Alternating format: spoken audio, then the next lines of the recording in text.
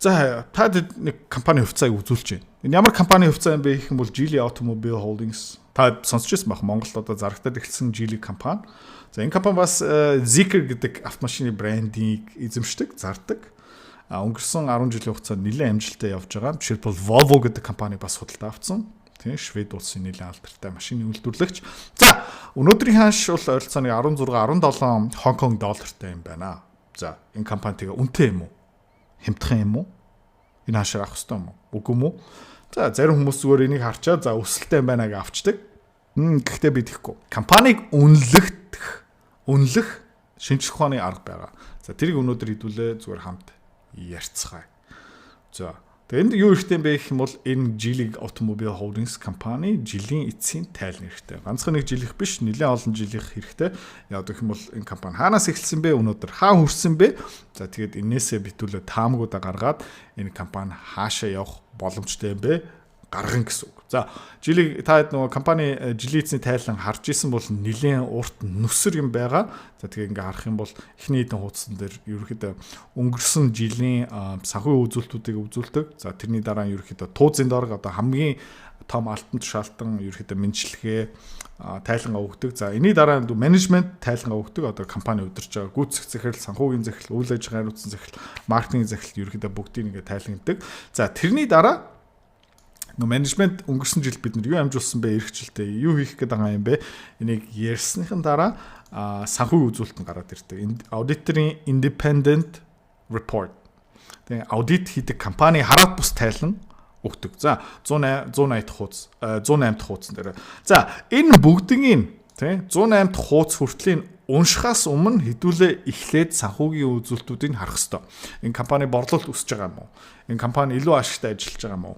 Энэ компани үр зээл хөрөнгө ерөнхийдөө цэвэр үү? Аюулгүй юу? За тийм учраас хэдүүлээ шууд 108 дахь хуудас дээр очоод ерөнхийдөө эхлээд харчээ. Яг гэх юм бол үнэлгээ хийхээс өмнө энэ компани дээр үнэлгээ хийх хэрэг байна уугүй юу? Ерөнхийдөө харах хэрэгтэй. За тэгээ та ийм тайлныг зөндөө харж исэн бол энгийн одоо тэр менежмент хувьцаа эзэмштэй зориулсан тайлна.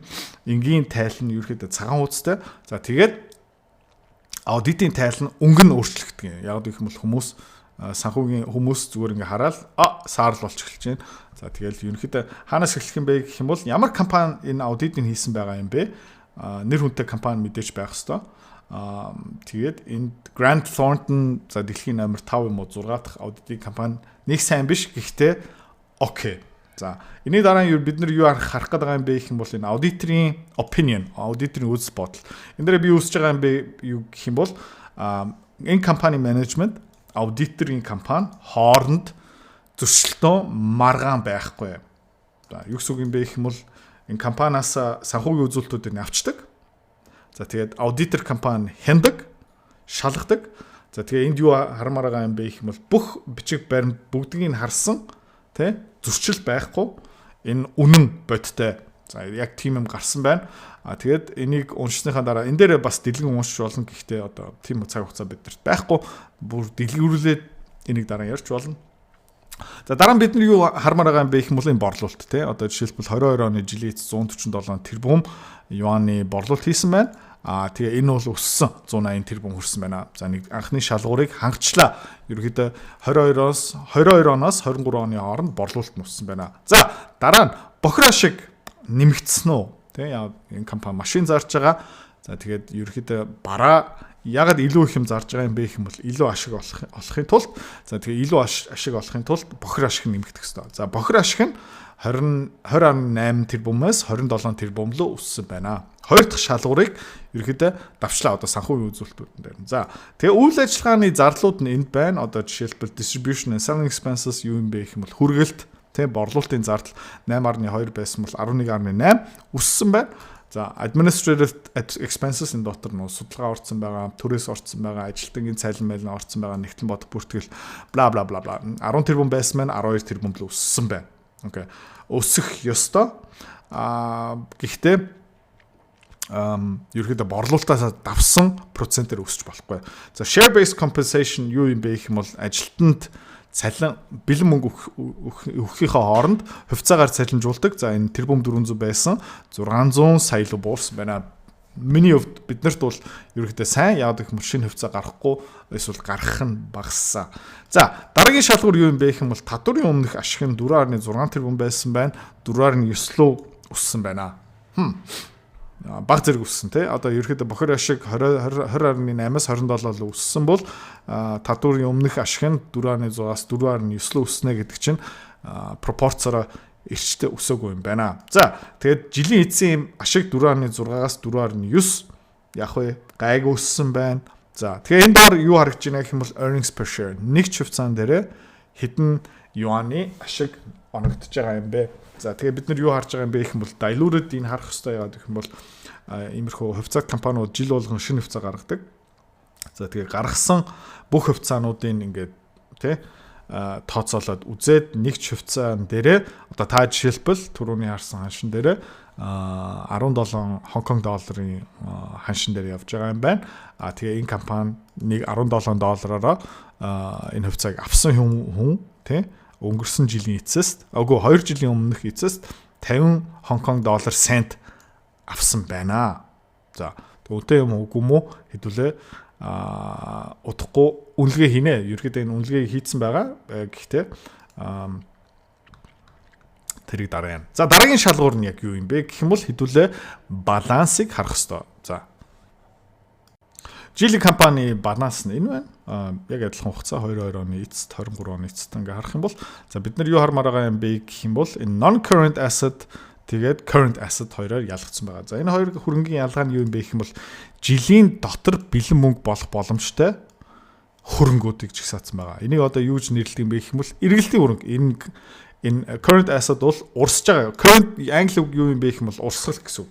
Ерөнхийдөө энэ хөрөнгө байнга урсдаг.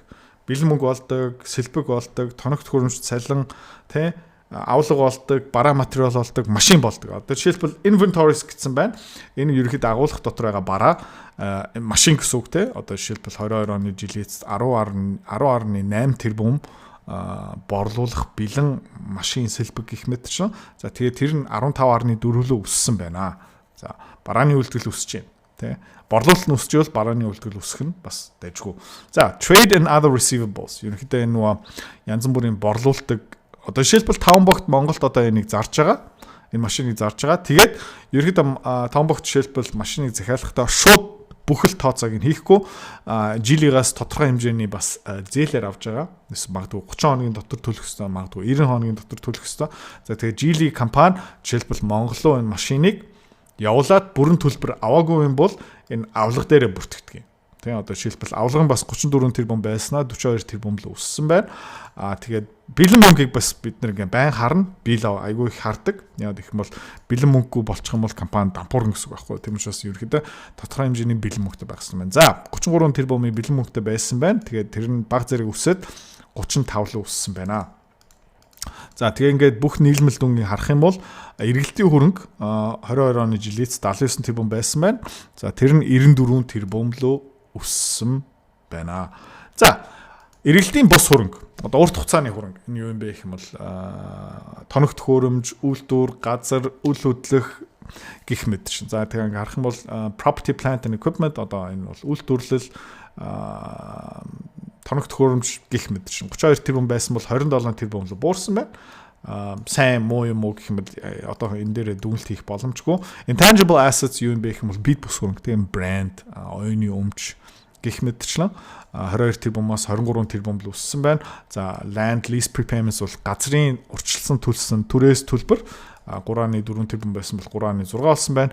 Ер нь хэдүүлээ юу харах гэдэг юм бэ гэх юм бол том өөрчлөлт гарч ийн үү. За эргэлтийн бус хөрөнгө тийм жилээс илүү хугацаатай бэлэн мөнгө болох боломжтой. Эсвэл бүр хизээч бэлэн мөнгө болохгүй. Тэгээ одоо газараа ерөөдөө компани ашигтай ажиллах юм бол хизээч зарахгүй, үйлдвэрээ ч гэсэн ашигтай ажиллах юм бол хизээч зарахгүй. 78 тэрбум байсан байна. 78 бараг тэрбумтай хэвээрүүлсэн байна. Эргэлтийн өрөнгө жоохон өссөн байна. 79 тэрбумаас 94 тэрбум болсон байна. За окей. Тэгээ хэдүүлээ одоо юу харах гэдэг юм бэ гэх юм бол ер нь бол үр тий ерөөдөө баахан машин үйлдвэрлэсэн байна, бэлэн мөнгөтэй юм байна, газартай юм байна, үйлдвэрлэлтэй юм байна. Энийг яаж санхүүжүүлж байгаа юм бэ? За, current liabilities жилийн дотор төлөх ёстой тий үр зээл. Окей, хэдүүлээ одоо энэ харах юм байна. Trade and other payables одоо жишээлбэл зээлийн шугам авсан юм уу? Тэгээ өөр ханган нийлүүлэгч байсан. Одоо хааны газараас машиныхаа шил аавн, амортизатор аавн, гэрлийн аавн, үр хуулийн аавн. За тэгээд 22 оны жилийн эцэст ерөөдөө ханган нийлүүлэгч хамтарч ажиллаж байгаа хүмүүст 65 тэрбум юаны өглөгтэй байсан байна. Тэ. За тэр нь 87 тэрбум л өссөн байна. За бусд нь их шалахгүй income tax payable одоо татвар төлөх ёстой юм. Тэгээд liabilities directly associated classified for sale энэ бол нөгөө жоохон онцгой ерөөхдөө зархаж байгаа хөрөнгө байгаа юм байна. Газар үйлдвэр юм уу? Тэрэн дээр ерөөхдөө 7.8 тэрбумтай юм байна. За ингээ харах юм бол 68 тэрбумын 1 жилийн дотор төлөх ёстой үртэй байсан байна. Өглөгтэй байсан байна. Тэр нь 88 тэрбумаар өссөн байна. За ингээд таад ингээ харж байгаа юм бол энэ current asset богино хугацааны хөрөнгө 80 тэрбумаас 113 тийм учраас ингээ харьцах юм бол ерөөдөө гайгүй харагдаж байна. Non current asset юу юм бэ гэвэл тийм жилээс дээш хугацаанд төлөх ёстой хөрөнгүүд өглөгүүд. За энэ дотор юу орсон байгаа юм бэ гэх юм бол trade and other payables одоо жилээс дээш хугацааны дараа төлөх ёстой өглөгүүд тэрбум 600-аас 2.7 гайг харагдаж байна. Lease liabilities одоо түрээстэй холбоотой хэвэндээ байх шиг байна. Тийм учраас гайгүй bank borrowings одоо банкны зээл багтай юм байна. 2.7 тэрбум 2.8 тэрбум болсон байна. Loan from related company одоо холбоотой компаниас зээлсэн 6 тэрбумын зээл 1.1 болсон байна. За bond бас босгосон байна 1.5 тэрбумын bond босгосон. Яг тэрбум гэж хэлж байгаа юм бэ гэх юм бол RMB-гийн 3.0-ыг авцсан байгаа шүү. За тийм учраас 554 мянган юан биш 554 сая юан шүү. За тэгээд ерөөхдөө эргэлтийн бус хөрөнгө бас айгу багтай юм байна. За тэгээ энэ компани барыг зээлгүй гэж хэлж болно. Гэхдээ тэр үнэн биш. Яг гэх юм бол жилийн дотор энэ баахан юм төлөх хэрэгтэй байна. За тэгээ хэдүүлээ ингээ харах юм бол total assets less liabilities total assets less current liabilities ингээ харах юм бол энэ тоо гарч байна. Нийт хөрөнгөөс ерөөдөө 1 жилийн дотор төлөх ёстой өрийг ингээ хасчих юм бол хэд гарч байгаа юм бэ гэх юм бол энэ өссөн байна. 88 тэрбум байсан бол 95 тэрбум. Net current assets энэ юу гарч байгаа юм бэ гэх юм бол жилийн дотор бэлэн мөнгө болох боломжтой хөрөнгөөс нь жилийн дотор төлөх ёстой өрийг ингээ хасчих юм бол хэд гарч байгаа юм бэ гэх юм бол эрүүл гарч эхэлж байна. Жилийн дотор бүх юм зарчаад тэгээд өрөө дарчих юм бол хэрэг мөнгө үлдэж байгаа юм бэ гэх юм бол 10 тэрбум юан байсан бол 16 тэрбум юан. За окей тэгээд санхүүгийн үзүүлэлтүүд ингээ харах юм бол окей худалдааны өглөг ихтэй юм байна. Авлага бас ихтэй юм байна. Гэхдээ өрн дотор живж байгаа компани биш юм байна. За тийм учраас энэ компани ерөөхдөө ойрын хугацаанд ямар нэг богино хугацааны шок гинти нэг шок гараад ирэх юм бол энэ компани ерөөхдөө дампуурахгүй юм байна гэсэн дүнэлт нүүрнэ. За одоо хэдүүлээ хаашаа орох хэрэгтэй юм бэ гэх юм бол анхныхаа санхүүгийн модельээ барьж эхэлнэ. Надтай цуг хөрөнгө олт хийж, үнэлгээ хийж, шинжилгээ хийж өөрөө хөрөнгө оологч болмоор байна уу? За тийм боломж одоо бүрдэж байгаа. Би өөрийнхөө тийм group community school платформ дээр өсгөж байгаа. Өдөр болгон би та хэдтэй юу хуваалцах юм бэ гэх юм бол зах зээл, техник, фундаментал шинжилгээ хуваалцсан. 7 хоног болгон 2 олон улсын компани үнэлгээ хийн, багцлал оруулах үгүй юу, шийдвэр гаргалтаа таатай бас хуваалцаад бас нэмээд тэр санхүүгийн модель Excel файл та бас өнгөө авах боломжтой. Хөрөнгө олж болохын тулд бүх мэдээлэл нэмээд өгнө. Сонирхож байгаа юм бол нэмэлт мэдээлэл авмаар байгаа юм бол энэ контентын хамгийн сүүлийн хэсэгт Рафтан бит 2 дэлгэрэнгүй мэдээлэл таатай өгнө.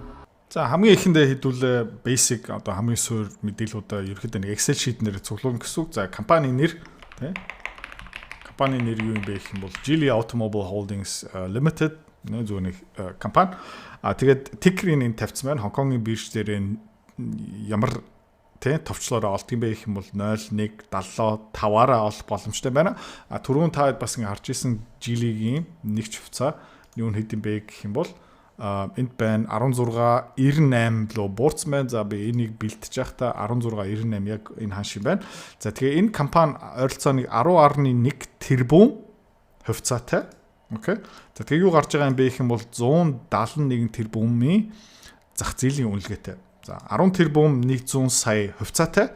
За нэг хувьцаа 16.98 Хонконг доллараараа одоо авах боломжтой. Нэг ширхгийг авах юм бол та нарт 17 ойролцоогоо Хонконг доллар хэрэгтэй. За тэгээд зах зээл дээр байгаа бүх хувьцааг нь авмаар байгаа юм бол тий одоо белогийн тэрчтэй авмаар байгаа юм бол юу ихтэй юм бэ гэх юм бол энэ бүх хувьцааг авахын тулд тий 10.1 тэрбум үржүүлхэн 17-оор үржүүлээд ерөнхийдөө зах зээлийн үнэлгээ гарч байгаа. За энэгээр дамжуулаад бид нар market capitalization-ыг олж болно. Одоо зах зээлийн нийт үнэлгээ 171 тэрбум. За тэгээд 171 тэрбум Хонконг доллараараа Geely энэ компанийг тэрчтэй авчих юм байна. За энэ компанийг авсныхаа дараа 100% эзэмшснийхэн дараа энэ компанид байгаа бэлэн мөнгө тий дансан байгаа бэлэн мөнгө тий за тэгээ бас энэ компанид байгаа бүх үр зээлийн бас худалдаж авч байгаа учраас юу гэсэн бэ гэх юм бол тэр мөнгөний хасах хэвээр яагаад гэх юм бол бид нар мөнгө 171 тэрбум Хонконг доллар төлөөд 43 тэрбум Хонконг долларыг бас худалдаж авч байгаа. Geely компани өөрөө данснаа 43 тэрбум Хонконг доллартай бэлэн мөнгөтэй байгаа. Тийм учраас бид нар одоо яах ёстой юм бэ гэх юм бол 171 тэрбумаас 43 тэрбумыг хасах ёстой. Яагаад гэх юм бол энэ компанид угаасаа тийм их бэлэн мөнгө байгаа. Тэ? За тэгээд энэ компани хэдийн үртэй юм бэ гэх юм бол 6.5 тэрбумын үртэй. Төсөөлө үзчих. Та нар нэг хүнээс 10 сая төгрөгөөр нэг рестораныг худалдаа авчлаа. За тэгсэн чинь тэр рестораныг дансан дотор 1 сая төгрөг бэлэн мөнгө байгаа гэж бодъё. Яах ёстой юм бэ гэх юм бол та нар нөгөө хүнд 10 сая төгрөгийг шилжүүлчихнэ.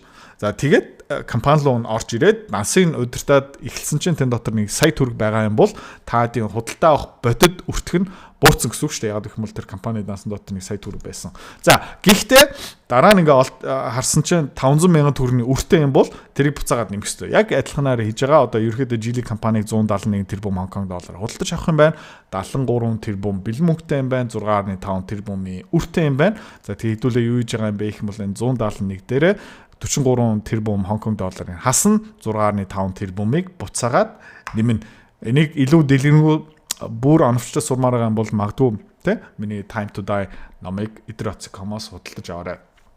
За энэний дараа хэдүүлээ юу хэвтэй юм бэ? Тий энэний дараа юу хэвтэй юм бэ гэх юм бол хэдүүлээ тэр түрүүний харж исэн энэ тайлангаасаа хэдүүлээ юу юм? Одоо борлуулалтын орлогыг ингээд шивнэ. За тэгээ бүх орлого зарлуудын шивснийхэн дараа ерөөхдөө хэр их цэвэр ашигтай ажиллаж байгаа юм бэ? Ерөөхдөө эхэндээ ингээ гаргах чинь. За би энэ ажлыг бүгдийг хийсэн байгаа. 2020 онд жишээлбэл Geely компани 92 тэрбумын борлуулалттай байсан байна. 101 тэрбум л өссөн байна. 147 тэрбум л өссөн байна. За энэний дараа 189 тэрбум л өссөн байна. Энэний дараа 240 тэрбум. Одоо яг өнгөрсөн жилийн жилээцийн тайлан дөнгөж сая гараад гарсан. Тэгээд ерөөхдөө бүх юуны үзүүлэлтүүдийн ингээд орлогын тайлангаас шивснийхэн дараа хэдүүлээ юу хармаар байгаа юм бэ гэх юм бол бохир ашиг нэмэгдэж байна уу те одоо жишээлбэл 2020 онд 14 тэрбумын бохир ашигтай ажилласан байна.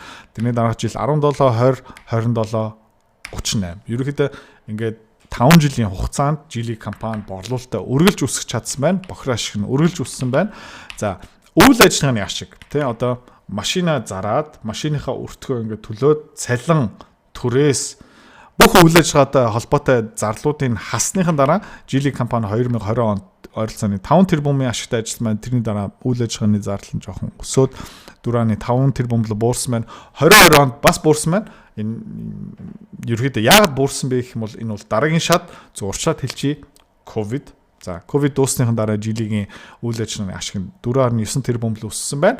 За тэгээ өнгөрсөн жил Geely компани үйл ажиллагааны ашиг нь бараг нэг нуурсан. За тэгээ ингээд хувьцааны ханшийг харах юм бол яг энэний дагуу хөдөлгдсөн ерөөхдөө байх ёстой. Одоо хэдүүлээ ингээд 7 хоногийн ханшийг ингээд хөөгөө явах юм бол та ингээд харж ийн ерөөхдөө Geely компани тэ энд яг ингээд харагдаж байна. Та харж байгаа юм бол тэ 20 оноос 21 оны хооронд ерөөхдөө энэ компани хөөрхөн ашигтай болсон. За ковид гараад ирлээ. Тэгээ хувьцааны ханш нь бол ингээл пад гэл энэ хүртэл ингээд навс унсан байна.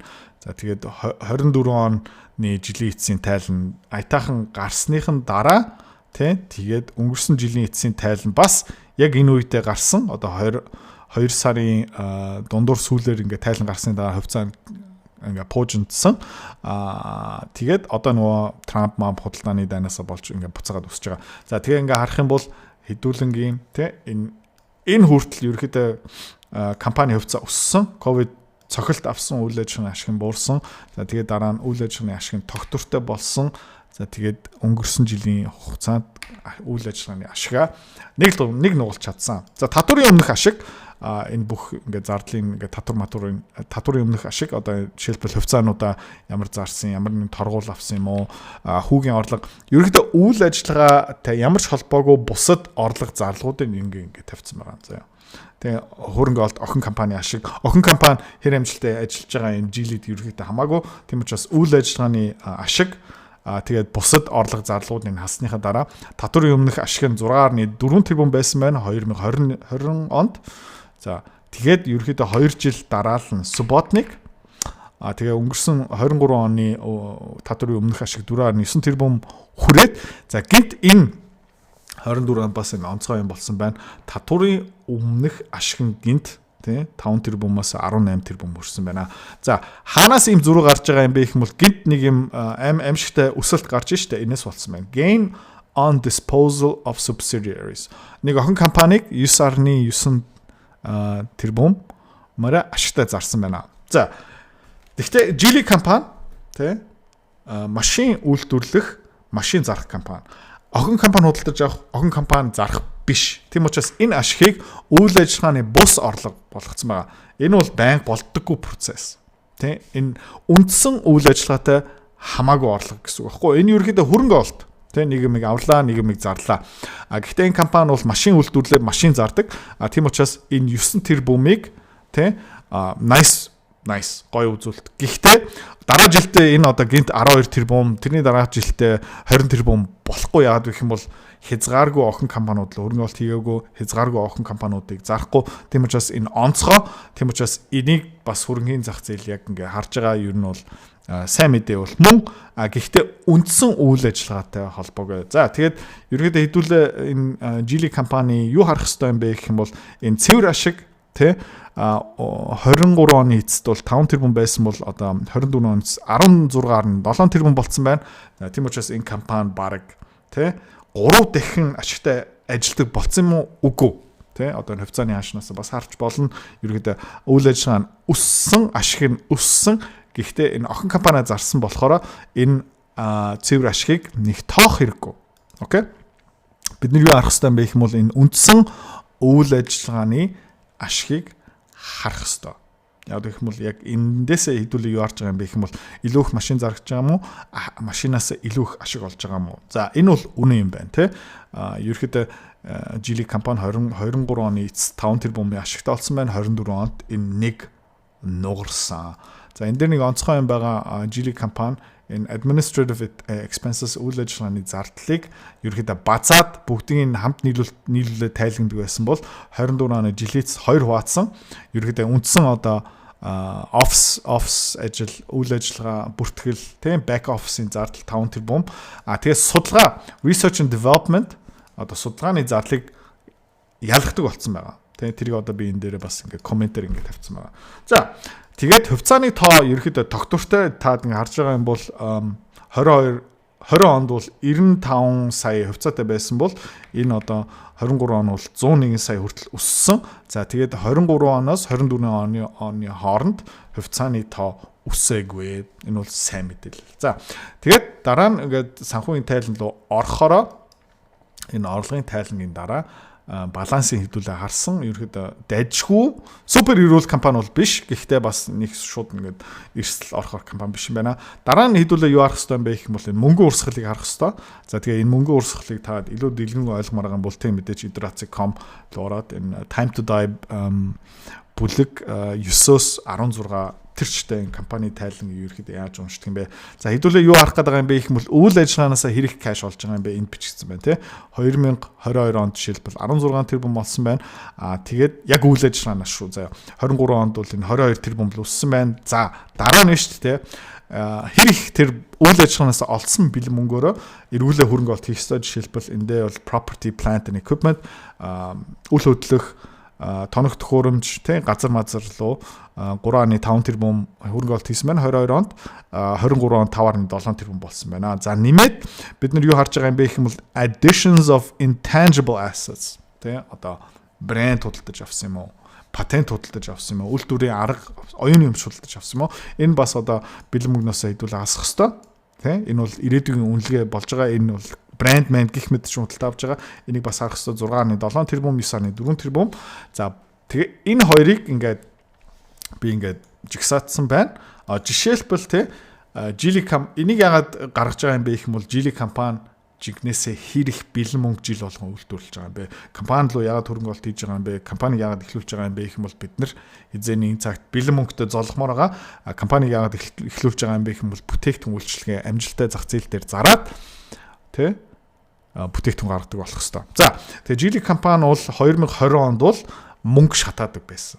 Тий стартап компани тий угаасаа компани тодорхой хугацаа хэрэгтэй. Тэгээ ресторан нийлээ гэх юм бол эхлээд тэгээ түрээсээ төлнө, маркетинг хийн, ажилтнуудын аав нээлттэй хийн, ресторана тоноглон тийм учраас шууд эхний өдрөөс ашиг олддоггүй. Улам том юм хиймээр байгаа юм бол улам урт хугацаа хэрэгтэй. За тэгээ Geely компани жишээлбэл 20 онд бол үйл ажиллагаанаас 1.6 тэрбум мөнгө олдог байсан байна. За нэмээд үйлдвэрлэл, тоног төхөөрөмж, газар үйл хөдлөлөө 2.8 тэрбумыг зарцуулсан байна. Нэмээд тэгээ өөр компани, оюуны өмч, брэнд, патент 4.2 тэрбумыг зарцуулсан байна. Тэгээд ерөнхийдөө Geely компани 20 онд 5.4 тэрбумыг бэлэн мөнгийг шатаасан байна. За тэгээд энийг мөнх ингээд хасахтай байх юм бол хизээний цаг дампуурна тий. За энийг хаанаас нөхдөг юм бэ гэх юм бол нэг бол зээлээр нөхч болно. Эсвэл тий хөрөнгө оологчоос энийг авч болно. Шинэ хувьцаа гаргах гэсэн үг. IPO хийж болно, нэмэлт хувьцаа гаргаж болно гэх мэтчлэн. За тэгээ бид нар юу хармаар байгаа юм бэ гэх юм бол за сайн байна. Geely компани бол 20 онд бол мөнгө шатаасан байна. Гэхдээ 21 онд бол мөнгө олсон байна. За 22 онд бас 5.7 тэрбум кэш олсон байна. 23 онд бас мөнгө олсон байна. 24 онд бас илүү их мөнгө олсон байна. Бид нар юу хармаар байгаа юм бэ гэх юм бол энэ урт хугацааны өсөлтийг хармаар байгаа. Хамгийн чухал юм нь бол ерөөхдөө энэ free cash flow. Яг гэх юм бол энэ компани би энэ компаниг авах юм бол надад хэрэг бэлэн мөнгө олж өгөх юм бэ. За жишээлбэл энэ компани үнэлгээ тэгээ бид нэр энэ компанийг хэдэн Хонконг доллараар авч байгаа юм бэ гэвэл 134 тэрбум Хонконг доллар бид нар шаардлагатай байна тий. Нийт зах зээлээс 171 тэрбумаар авна. Компани даасан дотор 43 тэрбум кэш байгаа юм байна. Нэмээд 6 тэрбумын үртэй юм байна. За тэгээ энэ компаниг авсныхан дараа бидний цэвэр үртэг 134 тэрбум юм байна. Окей. За тэгээд энэ компани 2024 онд 13 тэрбумын бэлэн мөнгө олсон байна. Тийм учраас бид нар юу их боломжтой юм бэ гэх юм бол энэ компани үртэг энэ компани олдог бэлэн мөнгөөр хуваачи. Тэгээ юу гарч байгаа юм бэ гэх юм бол 134 тэрбум. За тэгээ энийг энэ 134 тэрбумыг 13-аар хавах юм бол окей 9.8 юм байна. За Geely компани 2024 оны гүйцэтгэлээрээ тий 9.8 жил 13.6 тэрбум бэлэн Хонконг доллар надад өгөөл авах юм бол би хөрөнгө оолтоо 9.8 жилийн дараа нөхөх юм байна. Үнэтэй юм уу, хямдхан юм уу гэх юм бол үнэтэйч биш, хямдханч биш. Ерөнхийдөө дайжгүй гарч байна. Гэхдээ бид нар юу хүсэж байгаа юм бэ гэх юм бол Geely компани ирээдүйн тэ борлуулалт, ашиг, тэ бэлэн мөнгөний биднэрт олох чадварыг өсгөх юм бол ерөөхдөө энэ хямдран гэсэн үг тий. Одоо жишээлбэл дараа жилдээ энэ бэлэн мөнгөний одоо жишээлбэл ингээ харах юм бол хэд өссөн байна тий. 90% өссөн байгаа байхгүй юу тий. 23 оноос 24 оны хооронд Geely компани цэвэр мөнгөн урсгалын дүн 90% өссөн. Окей. За жишээлбэл тэгээ заавалчгүй ийм юм болно гэж юусоо би хэлэхгүй байгаа шүү. Зүгээр буудаад үзье. Ирэх жил 2025 онд заяа энэ жил те Geely компани цэвэр мөнгөн гүйлгээгээд дахиад 90% өсгөж чадах юм бол 25.9 тэрбум кэш олох боломжтой байна. За тэгээ өнөөдрийн компани ханш маань те 134 тэгээд 25-аар хуваах юм бол гэлс ингээ харж байна уу. 24 оны мөнгө бэлэн мөнгөний урсгалаар бид нар 9.8 жил хүлээн. За 25 онд Geely компани тэ цэвэр мөнгө гүйлгээгээ одоо хэрэг бэлэн мөнгө олох бэлэн мөнгө олох чадвараа дахиад 90% өсгөж чадах юм бол гэнт бид нэр 5.1 жилийн дотор нөхчих юм байна. За. Тэгээ бид магадгүй тэрний дараах жилтэй жилийн компани дахиад 1.5-аар. За тэрний дараа жил 1.30%-аар өсгөж чадах юм бол тий одоо хэдүүлээ юу хайгаад байна гэвэл тий одоо энийг 1000-аар үржүүлэн тий. Тэгээ магадгүй энэ одоо 2025 он тий 2025 он, 2026 он, 2027 он. За тэгээ магадгүй жилийн компани 2027 он хүртэл заяа. Тий мөнгөн олж байгаа кэшийнхаа хэмжээгээ ингэж өсгөх чадах юм бол 27 онд бидний анх худалдаж авсан үнээсээ амар хэмдэрсэн байгаа байхгүй юу? Яг гэх юм бол энэ компани одоо бидний хөрөнгө оолтыг бараг 2.6 жилийн дотор нөхөх юм байна. Тэ? Тэгээ ингээ өсөөл явуулах юм бол энэ компани улам хэмдэрж байгаа гэсэн үг. За тийм учраас бид хэдүүлээ энэ үнэлгээ гаргаж байгаа нь юу юм бэ гэх юм бол өнөөдрийн ашигт ажиллагаа нь хэр байгаа юм бэ? Ерөөсө чухал биш. Ирээдүйн ашигт ажиллагаа. Яг гэх юм бол бид нэр өнөөдөр аваад 5 жилийн дараа энэ компани улам сайжирсан байгаа юм бол тий биднэрт илүү их бэлэн мөнгө өгнө. Нэг бол ногтлоо шиг өгнө, эсвэл компани илүү том болно гэсэн үг. За тэгэхэд ирээдүйн таамгийн хэсэг дараагийнх шүү. За хөрөнгөний зах зээл хувьцаа улс төрийг сонирхоод байна тий. Тэгээ хөрөнгөний зах зээл яагаад өсдөг юм? Эдийн засаг яагаад өсөд идэг юм бэ? Ойлгомоор байгаа юм бол миний Fuck Money 2 Time to Dynamic сонирхоод үзээрэй. Дэлгэрэнгүй мэдээлэл Idrotsicom-оос за тэгээд энэ ном ойролцоогоо бараг 500 хуудастай дүүрэн мэдлэг хамгийн гоё юм юу юм бэ гэх юм бол 8 дугаар ангийн хүүхэд энийг ч гэсэн ойлгоно маш энгийнээр бичсэн. Санхүүч хэлээрээ ерөөсө бичээгүй. За захилмаар байгаа бол Idrotsicom тэнд бас дэлгэрэнгүй мэдээлэл байгаа. За сүүлийн хэсэгтээ хэдүүлээ юу исэн бэ гэх юм бол ер нь энэ компани өнгөрсөн хэдэн жилүүдийн хугацаанд хэр их орлого олсон, хэр их ашигтай ажилласан, хэр их цэвэр ашигтай байсан. За тэгээ хамгийн сүүлд хэр их бэлэн мөнгө үйлдвэрлэсэн бэ? Бид нэр тооцоолоо гаргасан. За энэ бол тань өнгөрсөн юм. Бид нэр энэ өнгөрсөн үеийн ерөөсөө худалдаж авах байгаа. Бид нэр ирээдүйг худалдаж авч байгаа. За тэгээ ирээдүйн таамгуудаа гаргахын тулд бид нэр тэ энэ компани өмнөх гүйцэтгэлээс үндэслээд ирээдүйн гүйцэтгэлийн таамаг гаргана. За би энэ юу юм бэ гэх юм бол борлуулалтын өсөлт хэд байсан бэ? Бохир ашигын өсөлт хэд байсан бэ? Үйл ажиллагааны ашигын өсөлт хэд байсан бэ? За жишээлбэл энэ компани 2020 оноос 21 оны хооронд борлуулалт нь 12 өссөн байна. Тэрний дараа жилдээ 45% өссөн байна. 21% өссөн байна. За тэгээ 23 оноос 24 оны хооронд тийм 34% өссөн байна. Бохир ашиг нь 18% өссөн, дараа 20% өссөн, 31% өссөн, 40% өссөн. Тренд бол сайн байна. Үйл ажиллагааны ашиг тийм энэ бол бас маш чухал. Эхлээд хасахтай гарсан байна. Ерөнхийдөө үйл ажиллагааны ашиг буурсан ковидын үеэр. За ковидын үеэр дуусныхаа дараа 32% өссөн. За өнгөрсөн жил 24 онд маш сайн үйл ажиллагаа авч яваад 113% өссөн байна. Энэ бол сайн мэдээлэл. За цэвэр ашиг түрүүн хэлж ийсэн нөгөө компани зарсан болохоор энд 240 гарч байгаа. Тийм учраас энийг тоох ерөөсөө хэрэггүй.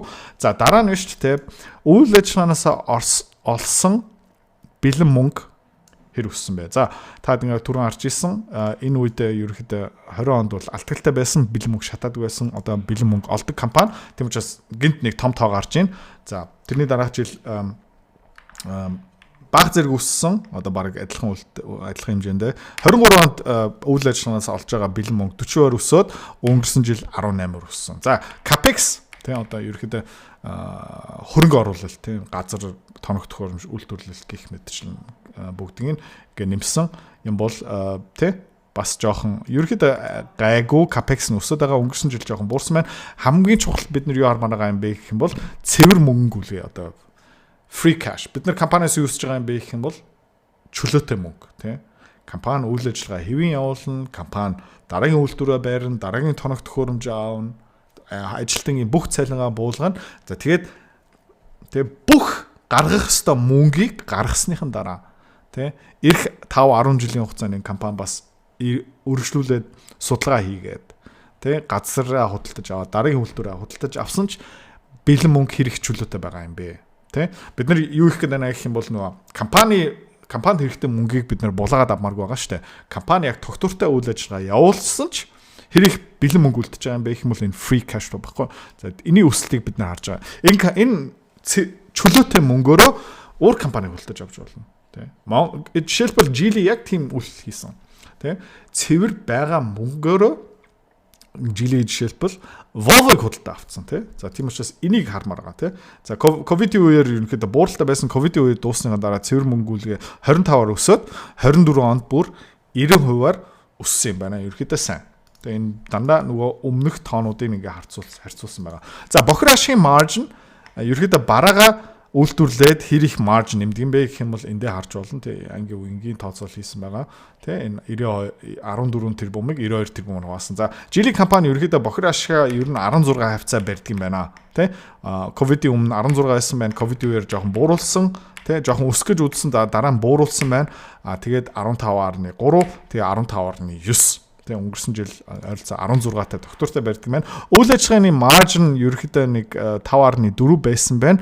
Тэгээ 2024 онд 4.3 руу баг зэрэг буурсан. Ковидын үеэр хүн жилүүдэд 2.5-тай барьж чадсан. Цэвэр ашигын маржин энэ компани ерөөхдөө нэг 6-аас 6 хавцаа барьдаг байна. Өнгөрсөн жил бол 7-тай гарсан байна. Тэгээ дахиад чи нөгөө компани зарсан тийм учраас энэ жоохон бохир гарч байгаа. Тийм учраас ийм өндөр ерөөхдөө гарахгүй тийм дараа жилдээ магадгүй нэг 5.5 гэх мэт чинь. За тэгээ хэдүүлээ зүгээр юу харж байна гэх юм бол ерөөхдөө ирээдүйн таамагуудаа хитээр тавих юм бэ гэж харж байгаа. За үйл ажиллагаанаас олсон бэлэн мөнгийн маржин хэд юм бэ? Юу юм бэ гэх юм бол үйл ажиллагаанаас олсон бэлэн мөнгийг цэвэр ашигаас хувааж байгаа.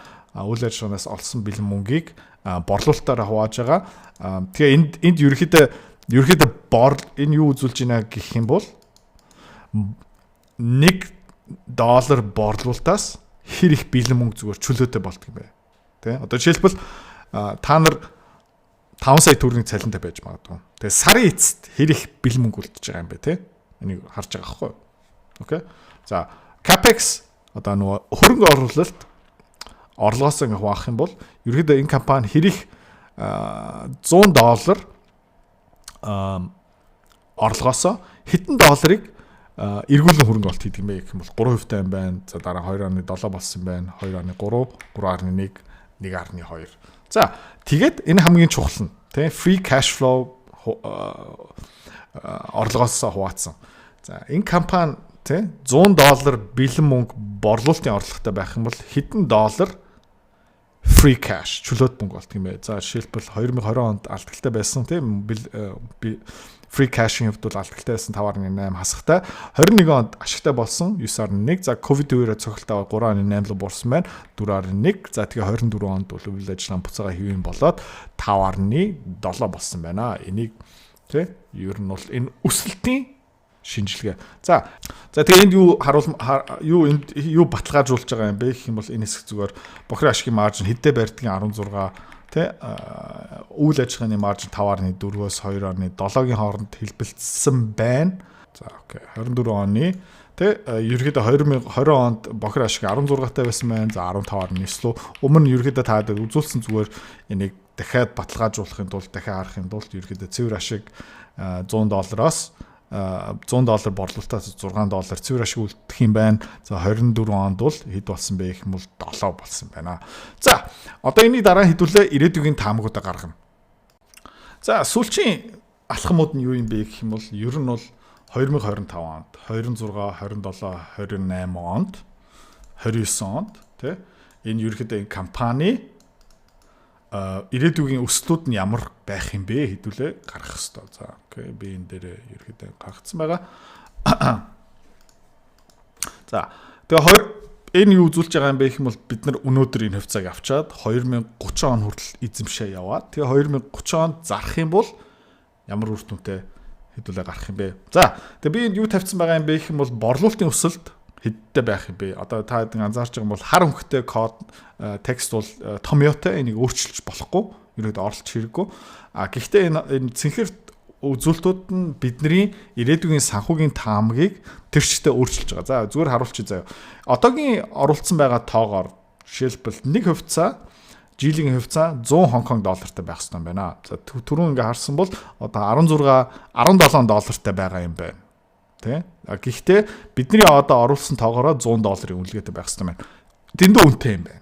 Тэ? Яг гэх юм бол яг бодиттой $100 байх байсан бол хизээч энэ $16 зарагдахгүй. Окей. Яг тэгж байгаа юм бэ гэх юм бол бидний энэ өсөлтийн үзүүлэлтүүд нь дэндүү өндөр байх магадлалтай. Окей. За тэгээд энэ доош $100 дээр харж байгаараа энэ шууд өөрчлөгдөн. Жишээлбэл одоо 100 борлуулалт нь 25%-аар өсгөө 100%-аар өснө гэх юм бол шууд 25 онд 100% өснө гэх юм бол та харж байгаа юм бол энэ жилийн 25 оны борлуулалт 300 тэрбум биш тий шууд 480 тэрбум дараа тэрний дараах жил 600 1.4 их 80 борлуулалттай хязгааргүй өснө гэж байхгүй тий хязгааргүй хүн ам гэсэн байхгүй хязгааргүй машины хэрэгцээ гэсэн байхгүй дэлхийд даяар хүн болгон бүгдээрээ жилийн машин унна гэж байхгүй за тийм учраас энэ 100% өсөлт худлаа баха тий буцаага 25 тавьчих. Бохир ашигын маржин эднэр бол нэг чухал биш. Юу чухал юм бэ гэх юм бол энэ цэвэр мөнгөлгөний маржин ба capex. Ерөөдөө хэрэг борлуулалтаас хэрэг бэлэн мөнгө одоо үйл ажиллагаанаас олдох юм бэ? За тэгээ хэрэг мөнгө хөрөнгө ооллоо эргүүлээд зарцуулдаг юм бэ? Ерөөдөө энэ тоонууд чухал. За бидний хийж байгаа ажил юу юм бэ гэх юм бол энэ компани ирээдүйн борлуулалт хэдүүгээр өсөх юм бэ жил болгон. За тэгээ борлуулалтаас хэдэн хувь бэлэн мөнгө болох юм бэ? За тэгээ тэр олсон бэлэн мөнгнөөс бид хэдүүлээ хэдэн хувийг эргүүлэн хөрөнгө оолт хийх юм бэ? За ерөөдөө энэ гурван тоо хамгийн чухал. Заяа. Окей. За эднэртэй хэдүүлээ одоо тоглоно гэсэн үг. За хэдүүлээ ингээ харах юм бол Geely компани бол 20 онд бол 5.8 $100 борлуулалтаас 5.8-ыг эргүүлээ хөрөнгө оолт хийсэн байна. Ковид үеэр 9.1 болсон байна, 3.8, 4.1. За тэгэхээр дундчийн гарах юм бол энэ компани ерөөхдөө олсон мөнгийнхаа 3.3-ыг эргүүлэн хөрөнгө оолт хийдэг байна. Гэхдээ өнгөрсөн жил 5.7-ыг хөрөнгө оолт хийсэн байгаа учраас магадгүй хэдүүлээ одоо энэ эргүүлэн хөрөнгө оолт хийж байгаа хасах 6 болгочих юм бол ерөөхдөө нэг сүртэй зөрүү гарахгүй гэсэн үг. Окей. За нэг хасах 6 болгочлоо. За $100-ын борлуулалт хийгээд хэрэг тэр борлуулалт нь бэлэн мөнгө болж байгаа юм бэ гэх юм бол энд харагдчихэв. Жишээлбэл одоо дунджаар 10.3 юм байна. Тэгэхээр 2024 онд $100 борлуулалтаас $11 ерөөхдөө бэлэн мөнгө болсон байна. За тийм учраас хэдүүлээ энэ дээр 11 оруулж болно тий. За окей. За ингээл ерөөхдөө ирээдүйн ингээд гаргачих юм бол ерөөхдөө одоо арай оновчтой болж байна тий. Шууд буурч байгаадаа $62 байх хэрэгтэй байна. За одоо хэдүүлээ юу өөрчлөгдсөн бэ гэх юм бол энэ борлуулалтын өсөлт нь хэр байх юм бэ? За жишээлбэл тий. Хэдүүлээ харах юм бол өнгөрсөн жил 34% өссөн. За эх жил дахиад 34% өсөж чадах юм уу үгүй юм сайн мэдэхгүй байна. Тэг 34 оруулах юм бол бас хувьцааны хаашаа шууд өсөж байгаа. Одоо өмнө 66 байсан бол 34, 35. Хэдүүлээ гэхдээ нэг шуналдах хэрэггүй, нэг өлгөрлийн юм ерөөсө бичих хэрэггүй. Ерөнхийдөө бид нар юу хийх гээд байгаа юм бэ гэх юм бол аюулгүй хөрөнгө оолт хиймээр байгаа. Тэ? Нэг өндөр өсөлт биднэрт шаардлагагүй. Тэ? Бага өсөлт тавиад аюулгүй ханшин дээр хитүүл авмаар байгаа шүү дээ. Дараа нь бид нар худалдаа авсны дараа жилийн хувьцаа одоо жишээ борлуулалт нь 50% өсчих юм бол биднес сайн л та. За гэхдээ хитүүлээ ерөөхдөө нэг шуналтгүйгээр нэг хааш оруулмаар байгаа шүү дээ. За жишээлбэл өнгөрсөн жил ерөөхдөө борлуулалт 34%-аар өссөн болохоор хитүүлээ энэ жил хятадын эдийн засаг тийм амар сайн биш. Худалдааны дайн, маргаан гэх мэт чинь. За тийм учраас 25% өсөлттэй тавьчих. За 26 онд бол 20% өсөлттэй тавьчих. За тэрний дараа ингээ аажмаараа ингээд буурж байгаа те 14%. За тэгээд хамгийн сүүлийн жилдээ 12% өсөлттэй гараад ирэх юм бол энэ $44 гарч байна. Тэ $44 гарч байгаа. За энэ бас жоохон агрессив байж магадгүй 15 болгочих, 12% болгочих, 10%. За тэгэх юм бол Geely компани хувьцаа $40 гарч байна. За тэгээд зах зээл дээр Geely компани $17 дээр зарагдаж байна. За шинжээ чинь юу харж байгаа юм бэ гэх юм бол тий одоо яг энэ хаашин дээр өчөж байна тий 16.5 Хонконг доллар. За хөрөнгө оолт шинжээ чинь мэргэжлийн хүмүүс нь юу таамаглаж байгаа юм бэ гэх юм бол Geely компани борлуулалтаа 15%-аар өсгөн дараа жилдээ тэрний дараа жилдээ 15 гэх мэтчлэн тий. За тэгээд нэг $100 борлуулалтаас $9.5 бэлэн мөнгө болох юм байна. За тэгээд $7 эргүүлэн хөрөнгө оолт хийх ёстой юм байна. Гэх мэт чинь ингээ яваад ерөөдөө компани үнэлгээ ингэж гарч байна. За энэ доор юу болж байгаа юм бэ гэх юм бол хэдүүлээ ирээдүйн борлуулалт ингээ таамагласан байгаа. Заа. За тэгээд борлуулалтаасаа 26 тэрбум мөлтөх юм байна, 30 тэрбум мөлтөх юм байна. За хамгийн сүүлийн жилдээ 45 тэрбум мөлтөх юм байна. Эндээсээ хэдүүлээ 33 тэрбумыг эргүүлэн хөрөнгө оолт хийж байгаа. За тэгээд цэвэр мөнгөлгээ эх жилдээ 6.9, дараа нь 7.9. За жишээлбэл нэгдүүлээ харчих л та. 23 онд бол 7.2 тэрбумтай гарсан байна. Өнгөрсөн жил 1.13 тэрбум. Гэхдээ эндээс та юу хасах хэрэгтэй юм бэ гэх юм бол нөгөө зүгээр юм байна. Тэ 7.2 13 тэрбум л өссөн байна. Тийм учраас энэ хөрөнгөний зах зээл дээр хүмүүс 6.2-тай гарах юм байна. Дараа жилдээ 6.5, 6.6, 6.6, 6.6 хоригдуулсан хуваараа тий. Хоригдуулаагүй юм бол 6.9, 7, 8, 9, 10 11 тэрбум. Ерөнхийдөө компани хөрөнгөний зах зээл ерөнхийдөө энэ компани баг өсөхгүй юм байна гэсэн таамаг гаргацсан байна. За хэдүүлээ бас энэ доор юу хийж байна гэх юм бол хоригдуулж байгаа. Яагаад гэх юм бол өнөөдрийн мөнгөний үндэс нь маргаашийн мөнгөний үндэс нь ялгаатай. За хэдээр хоригдуулж байгаа юм бэ гэх юм бол 10%-аар. Тэ? Яагаад гэх юм бол тэ банкн дотор мөнгө хийлээ жилийн дараа тэ 100 төгрөг хийлээ гэх юм бол хэдүүлээ 110 төгрөг буцаагаад авч байгаа. Тийм учраас мөнгө цаг хугацаа хоёулаа уялдаатай. Өнөөдрийн мөнгө ирээдүйн мөнгнөөс хамаагүй үнцэнтэй. За тийм учраас хэдүүлээ юу хийж байгаа юм бэ гэх юм бол 25 онд энэ компани олох бэлэн мөнгийг 1.1-ээр хоригдуулж байгаа. За жилийн дараа авах 6.9 тэрбум, өнөөдөр 6.2 тэрбум үнцэнтэй. 2 жилийн дараа олох 7.9 тэрбум, 6.5 тэрбум үнэлгээтэй. 3 жилийн дараа 8.8 тэрбум, өнөөдрийн үндэс нь бол 6 хэд гэх мэт чинь. За тэгээд энэ бүгдийн нийлмэл тун 39 тэрбум гарч ийн таад ингэ харж байна. За тэгээд энэ компаниг хэдээр дараа нь зарах юм бэ? Тэ? Одоо ерөөхдөө зарах юм бол өнөөдөр хэдүүлээ энэ компаниг 134 тэрбумаар худалдаж авна. Тэ? За тэгээд 6 жил өмчлснийхаа дараа энэ компани илүү ашигтай болж байгаа, илүү их борлуулалттай хэдүүлээ 236 тэрбумаар зарна. Яагаад гэх юм бол энэ компани илүү үнцэнтэй болсон байгаа. Илүү олон машин зарж байгаа, зах зээл дээр илүү хувь эзэмшиж байгаа.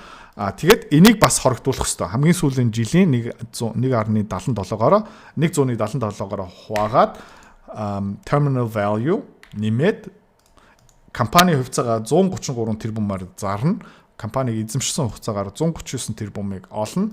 За тэгээд эцсийн үнэлгээ хэд юм бэ гэх юм бол эндээсээ бас хэдүүлээ өнөөдөр байгаа зээлийн хасчаад энэ компани нийт үнэлгээ одоо бидний яг хайгаад байгаа тоо 166 тэрбум.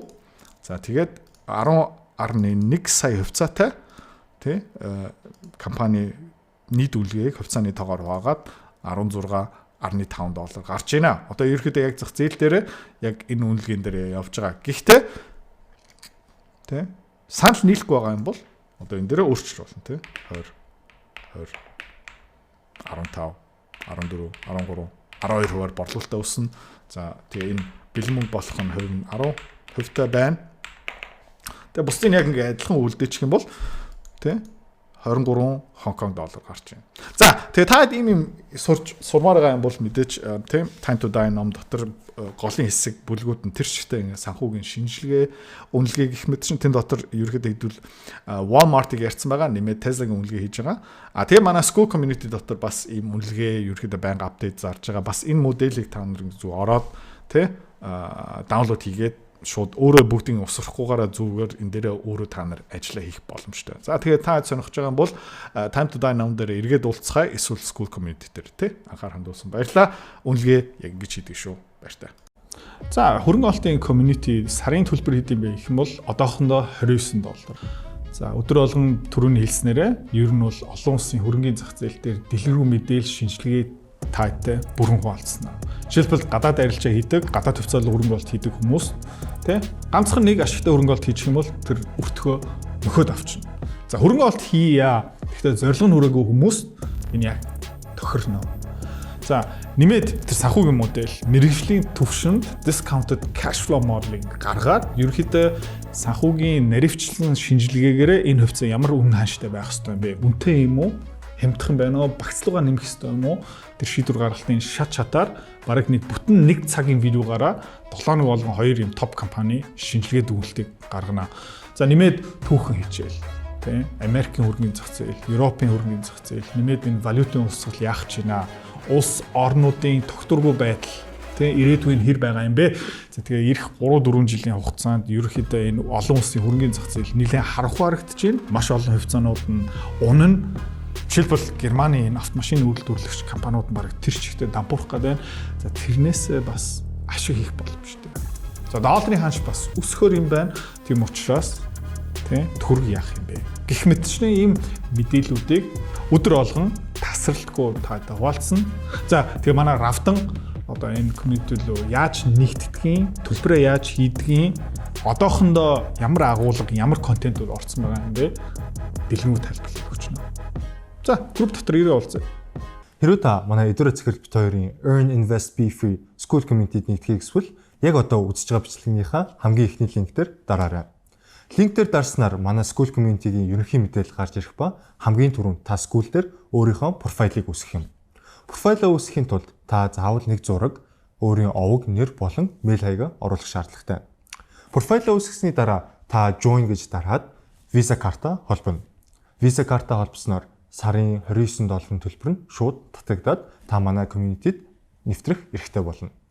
Манай community-д орж ирснээр юу байгаа юм бэ гэвэл одоо аль хэдийн 10 компанийн үнэлгээ, түүний Excel файл, давтамжтай ордог зах зээлийн шинжилгээ, судалгаа болон анхан шатны бүх суурь мэдээллүүд орсон байгаа. Мөн та надтай холбогдоод бүх зүйлээ асуух боломжтой. Хэрвээ танд сонирхолтой санагдчих байвал манай community-д нэгдээрэй.